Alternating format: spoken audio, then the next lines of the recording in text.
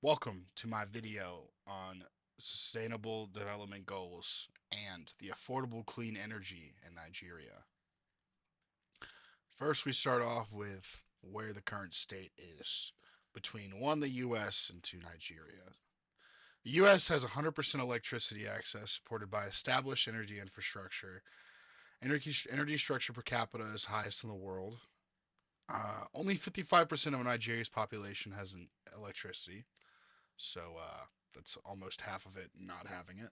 With rural communities suffering the most, obviously. Frequent power outages and reliance on diesel generators make energy access unreliable. Off grid solutions such as solar home systems and mini grids offer alternate solutions for rural communities. You're even seeing solar home systems and mini grids in America itself with all the land we have. People are moving out to far, far places and they are taking advantage of the land that you can buy and making a solar home system and mini grids so they don't have to pay for it.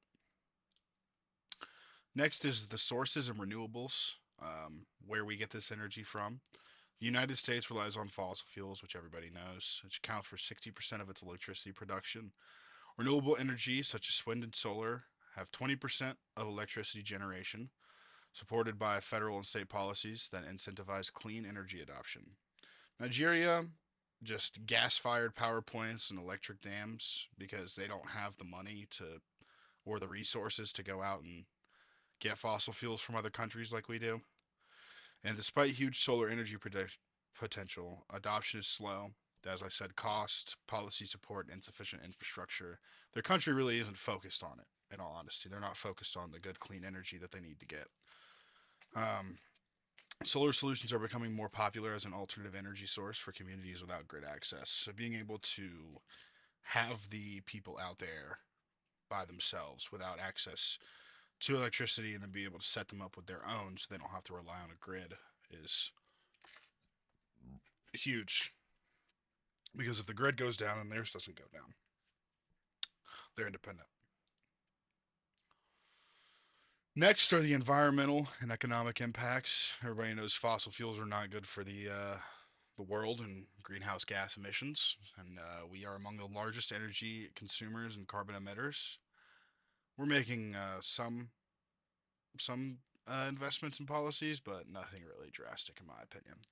In Nigeria, energy shortages hinder industrial development, forcing businesses and households to rely on diesel generators, which contribute to high carbon emissions and air pollution. Yeah, if everybody has their own diesel generator, that's a lot of air pollution. Setting up a grid or having a more efficient way would be better, but sometimes you can't do that. You need to have smaller little grids of power so that places farther apart don't have to rely on each other. Next is my mind tap. So if you look over here, go through Nigeria and the United States, and then how it is supposed to, you're supposed to get the universal energy access with affordable and reliableness, and then the clean options as well. And so if you go down the list, it's 90 million Nigerians lack access to electricity. It's one of the largest energy access deficits globally. The Nigerian Solar Home Systems Program addresses off-grid electricity needs. Like I said, you might need smaller solar kits. It faces challenges like insufficient infrastructure, regulatory hurdles, and financial constraints. Money, money, money. That's what it is. Rural Electrification Agency, they work on off grid projects, and I think that these are good things. Getting the private sector more invested is what makes the public sector want to invest. So getting companies into Nigeria making affordable energy would be helpful.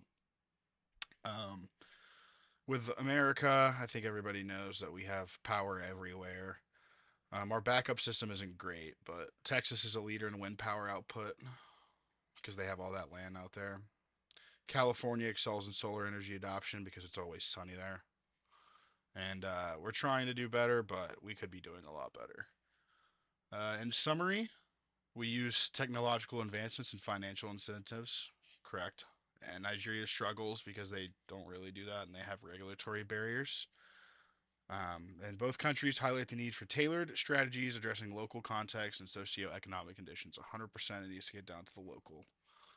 Making it national is not good, or makes the problem not as